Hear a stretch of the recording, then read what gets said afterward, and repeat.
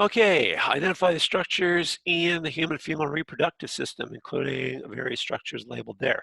So again, you can label this diagram. Okay, it's good practice to label them. It's a better way to learn it. And then once you finish, then you can restart the video.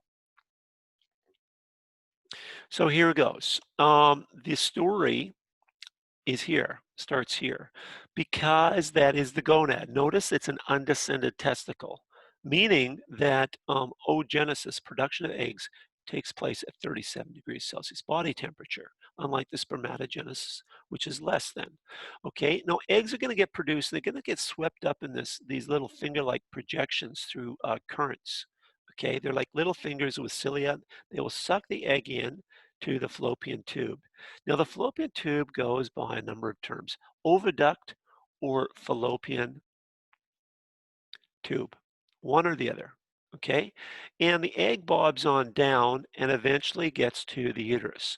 And as we're going to see, there's two parts of the uterus. The part that sloughs off is called the endometrium, and the muscular lining is the myometrium, okay? Now, the neck between the uterus and the vagina is the cervix.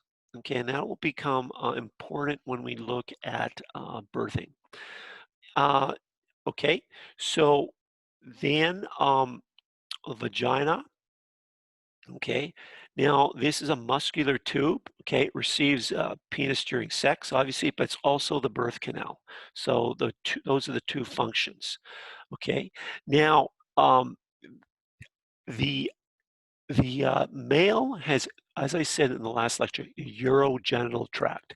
The urethra uh, serves as the conduit, the passageway for both sperm and urine, but not at the same time. Okay, whereas the female has got a urinary and a reproductive tract separate. Okay, so the urethra, the urinary bladder, the urethra would be much shorter in females.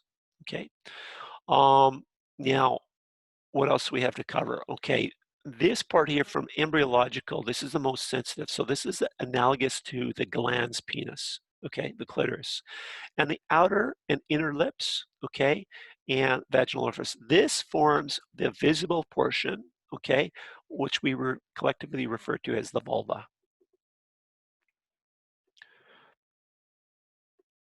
Okay, so, and we know that it starts, maturity starts at puberty, ends at menopause, and you're doing a reading assignment on that. So ovaries hold and release the egg, but they also produce progesterone and estrogen. The oviducts, we said, passageway for the ovum to move from the ovary to the uterus. And the uterus is the womb, okay? And it's the site of implantation of a fertilized egg, ovum, where the embryo and then the fetus develops. Vagina, muscular canal extending from the uterus to the exterior. Okay, it's acidic, antimicrobial properties. And the cervix, cylinder-shaped neck of tissue that connects the vagina to the uterus. Okay, so ovaries, the site of egg production, and they alternate.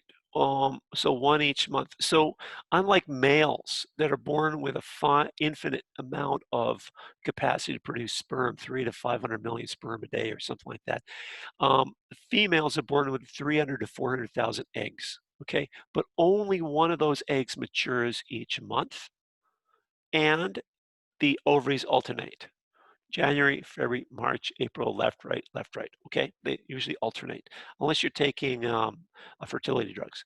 Oviducts collect the egg and their finger-like endings, fimbria. We've talked a bit about that. And transport to the uterus if it is unfertilized. Okay, so the uterus, we said, is composed of a muscular outer layer. Okay, and this is important for muscular contractions to squeeze baby out, and a glandular inner lining provide nourishment. Now, the amazing thing about the uterus is it's the only organ that goes from a pear shape, not only pear shape, but pear size, okay, to something the size of a basketball, and then back again. okay? So it can involute back to the size of a pear again. So it's a remarkable organ in that sense. Um, and we can talk a bit more about that later on. So if pregnancy does not occur, the endometrium is shed, and we refer to that as menstruation. And we've talked a bit about the cervix, okay, separating the uterus from the vagina. So we've looked at oogenesis before. Remember that this is unequal cytoplasmic division. The ovum hogs the cytoplasm. It needs all the energy, and it also has mitochondria. So it's got mitochondrial DNA. Remember that? And because it's unequal cytoplasmic division, we have the shedding of polar bodies, okay, which is got the same amount of DNA, but no cytoplasm. So these just get absorbed across the membrane. When we're talking about ovulation, this is the release of the egg from the ovary on day 14. And when that secondary oocyte gets fertilized by a sperm, it triggers meiosis 2, release of the second polar body, and now we have the sperm nuclei in there, and we get fertilization, a zygote, okay, fertilization. Now this is just another image of it where we're going for ovulation, and we're going to look at this more next week. Bob's on down. Now, if up a third, as we see, is fertilization, so sperm comes along here, fertilizes it, and it bobs on down, and here is the endometrium. It's the nest. There's the myometrium, M for muscle, okay? That's going to squeeze baby out eventually. Together, they make the uterus.